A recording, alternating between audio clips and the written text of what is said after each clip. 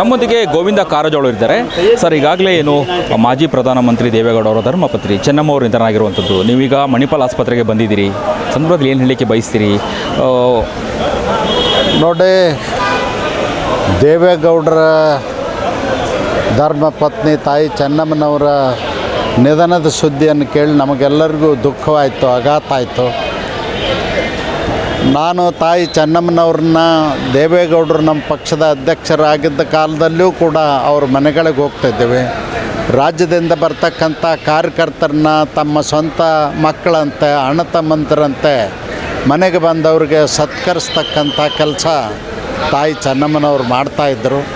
ದೇವೇಗೌಡರ ಬೆಳವಣಿಗೆಯಲ್ಲಿ ತಾಯಿ ಚೆನ್ನಮ್ಮನವ್ರ ಪಾತ್ರವೂ ಇದೆ.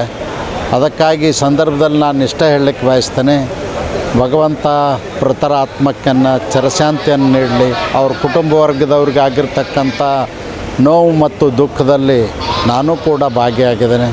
ಮತ್ತೊಮ್ಮೆ ಭಗವಂತ ಚಿರಶಾಂತಿಯನ್ನು ನೀಡಲಿ ಅಂತ ಪ್ರಾರ್ಥಿಸ್ತೇನೆ. ಇದಿಷ್ಟು ಗೋವಿಂದ ಕಾರಜೋಳ ಅವರ ಮಾತುಗಳಾಗಿತ್ತು. ಕ್ಯಾಮ್ರಾ ಪರ್ಸನ್ ಕೀರ್ತನ್ ರೆಡ್ಡಿ ಜೊತೆ ಅಭಿಜಿತ್ ಗಣೇಶ್, ಪ್ರತಿಧ್ವನಿ ನ್ಯೂಸ್, ಬೆಂಗಳೂರು. ನಮ್ಮೊಂದಿಗೆ ಗೋವಿಂದ ಕಾರಜೋಳ ಇದ್ದಾರೆ ಸರ್. ಈಗಾಗಲೇ ಏನು ಮಾಜಿ ಪ್ರಧಾನಮಂತ್ರಿ ದೇವೇಗೌಡ ಅವರ ಧರ್ಮಪತ್ನಿ ಚೆನ್ನಮ್ಮ ಅವರು ನಿಧನರಾಗಿರುವಂಥದ್ದು. ನೀವೀಗ ಮಣಿಪಾಲ್ ಆಸ್ಪತ್ರೆಗೆ ಬಂದಿದ್ದೀರಿ, ಸಂದರ್ಭದಲ್ಲಿ ಏನು ಹೇಳಲಿಕ್ಕೆ ಬಯಸ್ತೀರಿ? ನೋಡಿ, ದೇವೇಗೌಡರ ಧರ್ಮಪತ್ನಿ ತಾಯಿ ಚೆನ್ನಮ್ಮನವರ ನಿಧನದ ಸುದ್ದಿಯನ್ನು ಕೇಳಿ ನಮಗೆಲ್ಲರಿಗೂ ದುಃಖವಾಯಿತು, ಆಘಾತ ಆಯಿತು. ನಾನು ತಾಯಿ ಚೆನ್ನಮ್ಮನವ್ರನ್ನ ದೇವೇಗೌಡರು ನಮ್ಮ ಪಕ್ಷದ ಅಧ್ಯಕ್ಷರಾಗಿದ್ದ ಕಾಲದಲ್ಲೂ ಕೂಡ ಅವ್ರ ಮನೆಗಳಿಗೆ ಹೋಗ್ತಾಯಿದ್ದೇವೆ. ರಾಜ್ಯದಿಂದ ಬರ್ತಕ್ಕಂಥ ಕಾರ್ಯಕರ್ತರನ್ನ ತಮ್ಮ ಸ್ವಂತ ಮಕ್ಕಳಂತೆ ಅಣ್ಣ ತಮ್ಮಂದಿರಂತೆ ಮನೆಗೆ ಬಂದವ್ರಿಗೆ ಸತ್ಕರಿಸ್ತಕ್ಕಂಥ ಕೆಲಸ ತಾಯಿ ಚೆನ್ನಮ್ಮನವ್ರು ಮಾಡ್ತಾಯಿದ್ರು.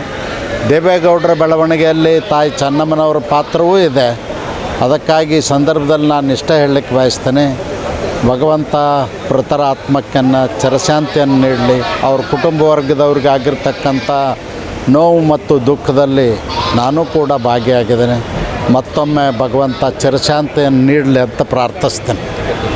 ಇದಿಷ್ಟು ಗೋವಿಂದ ಕಾರಜೋಳ ಅವರ ಮಾತುಗಳಾಗಿತ್ತು. ಕ್ಯಾಮ್ರಾ ಪರ್ಸನ್ ಕೀರ್ತನ್ ರೆಡ್ಡಿ ಜೊತೆ ಅಭಿಜಿತ್ ಗಣೇಶ್, ಪ್ರತಿಧ್ವನಿ ನ್ಯೂಸ್, ಬೆಂಗಳೂರು.